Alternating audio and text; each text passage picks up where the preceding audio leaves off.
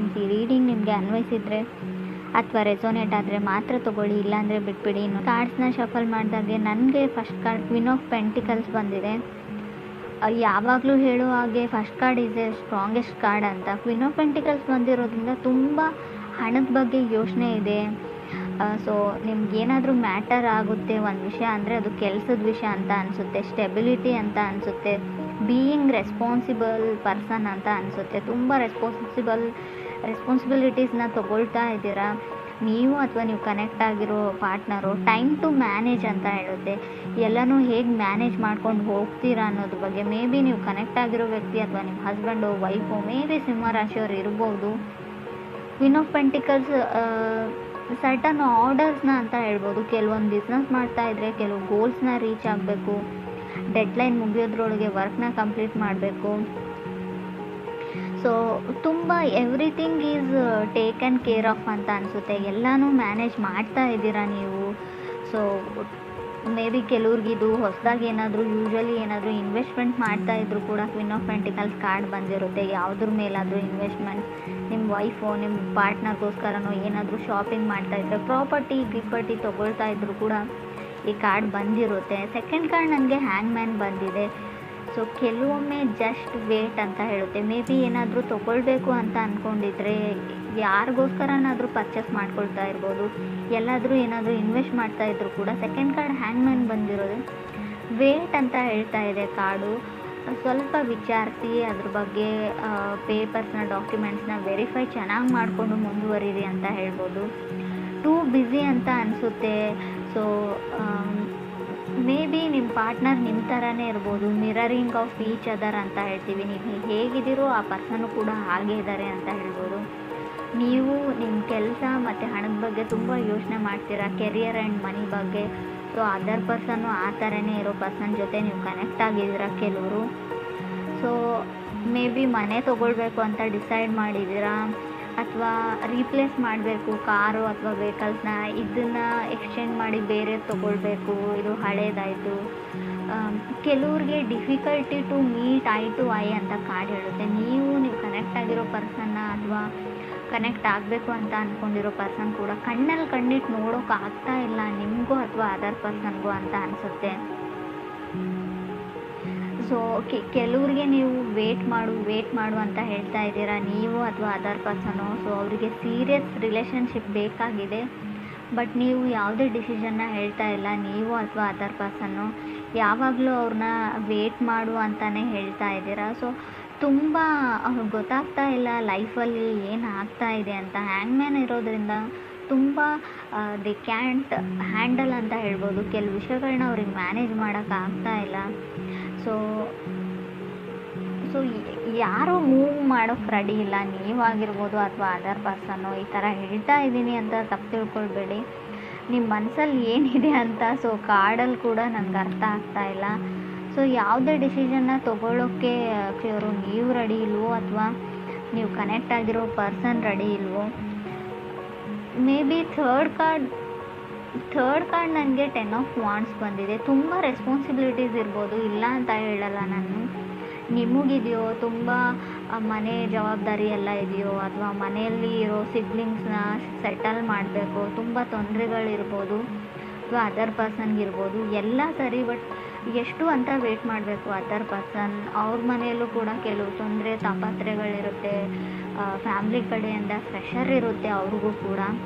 So ನಿಮ್ಗಾಗಲ್ಲ ಅಂದರೆ ಅವ್ರ ಪಾಡಿಗೆ ಅವ್ರಿಗೆ ಬಿಟ್ಟರೆ ಅವ್ರ ಲೈಫಲ್ಲಿ ಅವರು ಸೆಟಲ್ ಆಗಬಹುದು ಅಂತ ಕಾರ್ಡ್ ಹೇಳುತ್ತೆ. ಫಿಫ್ತ್ ಕಾರ್ಡ್ ನನಗೆ 7 ಆಫ್ ವಾಂಡ್ಸ್ ಬಂದಿದೆ. ಸೊ ಕೆಲವ್ರಿಗೆ ನಾನು ಚೆನ್ನಾಗಿಲ್ಲ ಅಂತ ಅನ್ನಿಸ್ತಾ ಇರ್ಬೋದು. ನೋಡೋದಕ್ಕೆ ಫಿಸಿಕಲ್ ಅಫಿಯರೆನ್ಸಲ್ಲಿ ನನ್ನನ್ನು ಯಾರೂ ಇಷ್ಟಪಡಲ್ಲ, ಸೊ ಏನು ಆ ಥರ ಒಂದು ಭಾವನೆ ಇದ್ದರೂ ಕೂಡ 7 ಆಫ್ ವಾಂಡ್ಸ್ ಬಂದಿರುತ್ತೆ. ಸೊ ಅದರ್ ಪೀಪಲ್ ಪೊಸಿಷನ್ಗೆ ಫೈಟ್ ಮಾಡ್ತಾ ಇರ್ಬೋದು, ನನಗೆ ಸಿಗ್ತಾ ಇಲ್ಲ. ಸೊ ನಿಮಗೂ ಬೆಟರ್ ಪರ್ಸನ್ ಸಿಗುತ್ತೆ, ಪೊಸಿಷನ್ ಸಿಗುತ್ತೆ, ತಾಳ್ಮೆ ಇರಲಿ ಅಂತ ಕಾರ್ಡ್ ಹೇಳ್ತಾ ಇದೆ. ಸೊ ಫಿಫ್ತ್ ಕಾರ್ಡ್ ನನಗೆ ಲವರ್ಸ್ ಕಾರ್ಡ್ ಬಂದಿದೆ. ಮೇ ಬಿ ಕೆಲವ್ರಿಗೆ ಲವರ್ಸ್ ಕಾರ್ಡ್ ಬಂದರೆ ವೆರಿ ಇಂಪಾರ್ಟೆಂಟ್ ಚಾಯ್ಸ್ ಡಿಸಿಷನ್ನ ತೊಗೊಳ್ಬೇಕಾಗುತ್ತೆ.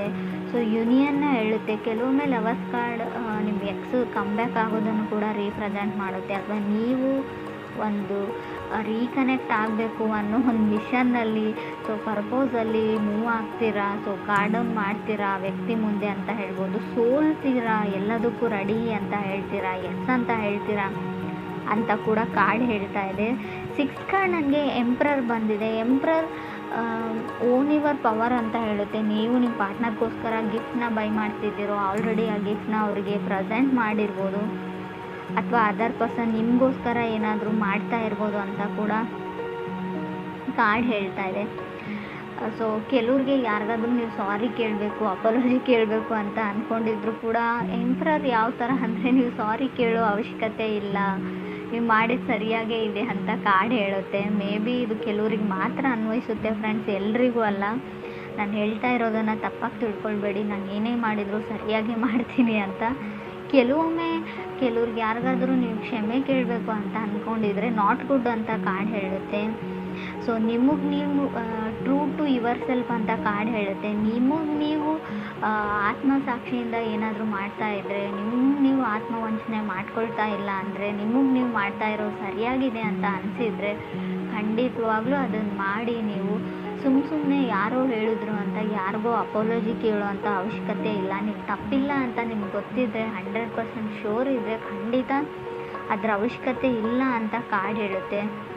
ಸೊ ಈ ಥರ ನೀವು ಥಿಂಕ್ ಮಾಡ್ತಾ ಇದ್ದೀರೋ, ಅಥವಾ ನೀವು ಕನೆಕ್ಟ್ ಆಗಬೇಕು ಅಂತ ಅಂದ್ಕೊಂಡಿರೋ ವ್ಯಕ್ತಿ, ಕನೆಕ್ಟ್ ಆಗಿರೋ ವ್ಯಕ್ತಿ ಕೂಡ ಇರ್ಬೋದು. 8th ಕಾರ್ಡ್ ನನಗೆ ಸ್ಟಾರ್ ಕಾರ್ಡ್ ಬಂದಿದೆ. ಖಂಡಿತ ಹೋಪ್ ಇದೆ, ನಿಮಗೆ ಫಾಸ್ಟ್ ಪರ್ಸನ್ ಬರ್ತಾರೆ. ಎಕ್ಸ್ ಬ್ಯಾಕ್ ಆಗಬೇಕು ಅಂತ ಯಾರಿಗಾದ್ರೂ ಅನಿಸಿದರೆ, ಆಲ್ರೆಡಿ ಬ್ರೇಕಪ್ ಆಗಿದೆ, ಖಂಡಿತ ಆ ವ್ಯಕ್ತಿ ಬರ್ತಾರೆ, ಹೋಪ್ನ ಇಟ್ಕೊಳ್ಬೋದು. ಸ್ಟಾರ್ ಕಾರ್ಡ್ ಕೆಲವೊಮ್ಮೆ ಫೇಮಸ್ ಪರ್ಸನ್ನ ರೀಪ್ರೆಸೆಂಟ್ ಮಾಡುತ್ತೆ. ನಿಮ್ಮ ಕ್ಲಾಸಲ್ಲಿ ಫೇಮಸ್ ಇರ್ಬೋದು, ನೀವು ಕೆಲಸ ಮಾಡೋ ಜಾಗದಲ್ಲಿ ವೈಡ್ ಫೇಮಸ್, ಎಲ್ಲರನ್ನ ಇಂಪ್ರೆಸ್ ಮಾಡ್ತಾರೆ ಆ ವ್ಯಕ್ತಿ. ಮೆಸ್ಮರೈಸಿಂಗ್ ಐಸ್ ಇದೆಯೋ, ಅಥವಾ ನೋಡೋಕೆ ಚೆನ್ನಾಗಿದ್ದಾರೋ, ಸೊ ಆ ಥರ ಇರೋ ವ್ಯಕ್ತಿ ಅಂತ ಹೇಳ್ಬೋದು.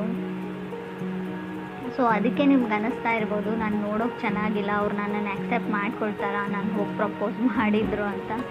ಸೊ ಆ ಥರ ಡೌಟ್ ಇರ್ಬೋದು. 9th ಕಾರ್ಡ್ ನನಗೆ 9 ಆಫ್ ವಾಂಡ್ಸ್ ಬಂದಿದೆ. 9 ಆಫ್ ವಾಂಡ್ಸ್ ಇನ್ಸ್ಪಿರೇಷನ್ ಕಾರ್ಡ್ ಅಂತ ಹೇಳ್ತೀವಿ. ನೀವು ಯಾರನ್ನಾದ್ರೂ ಇನ್ಸ್ಪೈರ್ ಮಾಡ್ಬೋದು, ಅಥವಾ ನೀವೇ ಇನ್ಸ್ಪೈರ್ಡ್ ಆಗ್ಬೋದು ಎಲ್ಲಿಂದಾದರೂ ಅಂತ ಅನಿಸುತ್ತೆ. ಗುಡ್ ಲಕ್ ಅಂತ ಹೇಳ್ಬೋದು 9 ಆಫ್ ವಾಂಡ್ಸ್. ಮೇ ಬಿ ಸ್ವಲ್ಪ ಒಂಟಿಯಾಗಿರಬೇಕಾಗುತ್ತೆ 9 ಆಫ್ ವಾಂಡ್ಸ್ ಬಂದರೆ. ಯಾರೂ ನಿಮಗೆ ಸಾಥ್ ಕೊಡೋಲ್ಲ. ಕೆಲಸ ಮುಗಿದು ಸಕ್ಸಸ್ ಆದಮೇಲೆ ಸೊ ತುಂಬ ಜನ ನಿಮ್ಮ ಜೊತೆಗಿರ್ತಾರೆ, ಬಟ್ ಆ ಕೆಲಸನ ಕಂಪ್ಲೀಟ್ ಮಾಡೋದ್ರಲ್ಲಿರೋ ಸ್ಟ್ರಗಲಲ್ಲಿ ಯಾರೂ ನಿಮಗೆ ಸಪೋರ್ಟ್ ಮಾಡಲ್ಲ ಅಂತ ಅನಿಸುತ್ತೆ ನನಗೆ. ಕಾರ್ಡ್ ಕೂಡ ಅದನ್ನೇ ಹೇಳ್ತಾ ಇದೆ. ಸೊ ಕೆಲವರು ತುಂಬ ಕ್ರಿಯೇಟಿವ್ ಆಗಿ ಏನೋ ಬಿಲ್ಡ್ ಮಾಡ್ತಾ ಇದ್ರು ಕೂಡ 9 ಆಫ್ ವಾಂಡ್ಸ್ ಬಂದಿರುತ್ತೆ. ಸೊ ಲವ್ ಲೈಫ್ ರೀಡಿಂಗ್ ಆಗಿರೋದ್ರಿಂದ ಸೊ ನಿಮ್ಮ ಪಾರ್ಟ್ನರ್ ಸಪೋರ್ಟ್ ಸಿಗೋದು ಕಮ್ಮಿ, ಕೆಲವ್ರಿಗೆ ಸಿಗ್ತಾ ಇಲ್ಲ, ನಿಮ್ಮನ್ನು ಅವ್ರು ನಂಬ್ತಾ ಇಲ್ಲ ಅಂತ ಹೇಳ್ಬೋದು.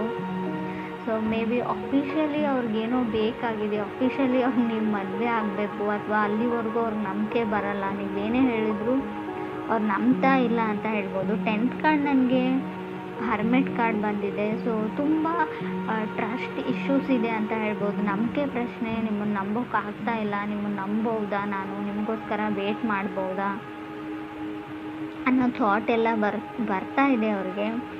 ಸೊ ಖಂಡಿತವಾಗ್ಲೂ ಕೆಲವ್ರಿಗೆ ಇನ್ಸೆಕ್ಯೂರಿಟೀಸ್ ಕಾಡುತ್ತೆ. ಸೊ ನೀವು ಅವರು ನಂಬಿಕೆ ಉಳಿಸ್ಕೊಳ್ಳುವಂಥ ಕೆಲಸ ನೀವು ಮಾಡಿಲ್ವೋ, ಅಥವಾ ನಿಮ್ಮ ಪಾರ್ಟ್ನರ್ ಮಾಡಿಲ್ವೋ, ತುಂಬ ಬರ್ಡನ್ ಫೀಲ್ ಆಗ್ತಾ ಇದೆ ಅಂತ ಹೇಳ್ಬೋದು. 9 ಆಫ್ ವಾಂಡ್ಸ್ ಕೆಲವೊಮ್ಮೆ ಬರ್ಡನ್ನು ಕೂಡ ರೀಪ್ರೆಸೆಂಟ್ ಮಾಡುತ್ತೆ, ಅದು ಕೂಡ ರಿಯಲ್ ಬರ್ಡನ್ನು.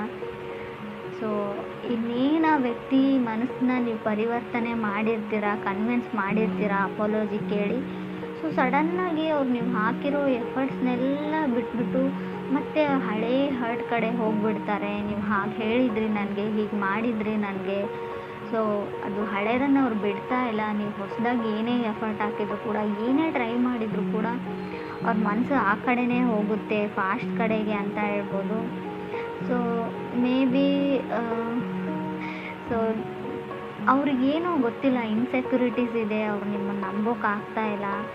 ಅಗೇನ್ ಸಮಥಿಂಗ್ ನೀವು ಅವ್ರಿಗಿರೋ ಭಾವನೆಗೂ ಕೂಡ ರೆಸ್ಪೆಕ್ಟ್ ಕೊಡಿ, ಅವ್ರಿಗೆ ಹೆಲ್ಪ್ ಮಾಡಿ. ಮೆಂಟಲಿ ಏನಿದೆ ತಲೆ ಒಳಗೆ ಅದನ್ನು ತೆಗಿಯೋಕ್ಕೆ ಹೆಲ್ಪ್ ಮಾಡಿದರೆ ಖಂಡಿತವಾಗ್ಲೂ ಒಂದು ಒಳ್ಳೆ ಎಂಡ್ ಅಂತ ಹೇಳ್ಬೋದು, ರಿಸಲ್ಟ್ ಸಿಗುತ್ತೆ ಅಂತ ಕೂಡ ಕಾರ್ಡ್ ಹೇಳುತ್ತೆ.